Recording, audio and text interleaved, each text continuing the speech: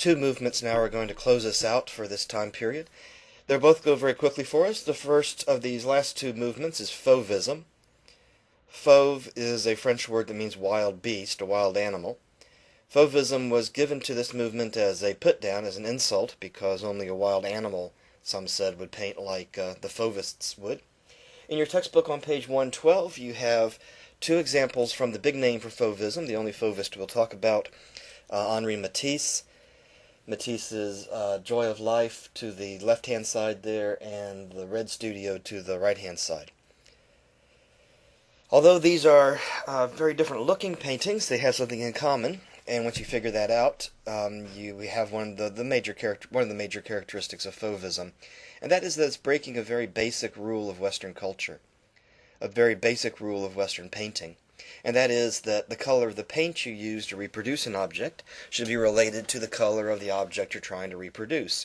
In other words, if you're going to paint a picture of a green tree, then you're going to use green paint. That's a basic rule of Western culture. And for people who grow up within Western culture, it seems kind of strange to think about it as a rule. It's just obvious. But in fact, it's not obvious, and it's not natural at all.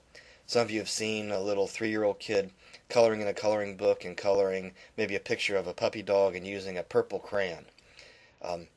It's not at all natural. It's a rule of the culture that children are taught as they learn how to color. And it's not obvious either. There are cultures all around the world. Ancient Egypt was one where the color of the paint used often had nothing to do with the color of the object, but with symbolic meanings and all that kind of thing. Well, either of these paintings see you have that basic rule of Western culture being broken. Whether it is, there we go, Matisse's Joy of Life with green people and yellow people and red trees and orange trees and pink trees, or Matisse's Red Studio, where what Matisse wants to draw your attention to is painted in, I guess we'll call them normal colors, and the rest just left in red. The table and the chairs and the stool and the table grandfather clock and the dresser drawers back there, the walls, the ceiling, all painted the same color. A couple of sessions ago, we looked at Gauguin, who turns his back on the rules, primitivism, which turns the back on the rules. Now we're looking at breaking a very basic rule of Western culture. Breaking the rules becomes an important part of the story as we move forward. I also included one of Matisse's earlier works from his post-impressionist period, just so you can see that artists sometimes have radically different styles as they go through their artistic career. This woman reading figure 1637 just to illustrate that point to you. On page 113 you have examples of Expressionism. The most famous example of Expressionism in painting, you have at figure 1640 on page 113, Edvard Munch's The Scream. This isolated, alienated figure standing on a bridge here. The artist says about this painting that the man here hears the world screaming at him. And when you hear the world screaming at you, what are you going to do but scream back? As we move towards this cultural crisis, there's a lot of anxiety in the culture, a lot of anxiety, tension, nervousness as we move towards this time of crisis.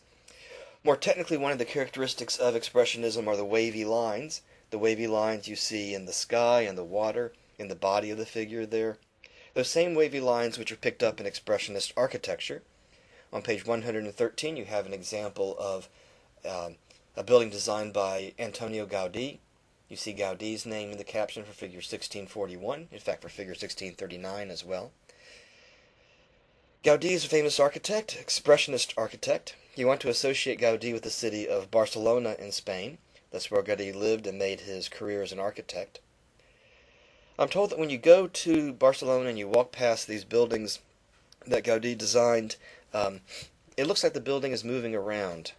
Those wavy lines intersecting with each other, it looks like the building is moving. Now, two things about that. First of all, to be able to design a building that looks like it moves, well, that's pretty cool. Okay, that takes a lot of skill. On the other hand, using the tools of cultural history that we've been using in the course so far, what better example of anxiety and nervousness than to design a building on purpose to look like it's moving around, something that's supposed to be solid and stable and dependable, but instead it shifts and it moves, or it looks like it shifts and it moves. As we get closer to this time of crisis, see, there's an awful lot of tension just underneath the surface, and it's getting ready to break out in a big way.